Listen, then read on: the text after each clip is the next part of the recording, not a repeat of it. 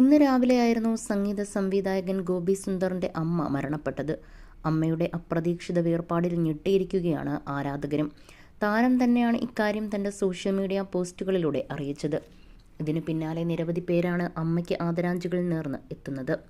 ഇതിനിടയിലാണ് ആദരാഞ്ജലികൾ അർപ്പിച്ചുകൊണ്ട് മുൻ പങ്കാളിയായ അഭയ ഹിരൺമയിയും അമൃത സുരേഷും രംഗത്തെത്തിയത്.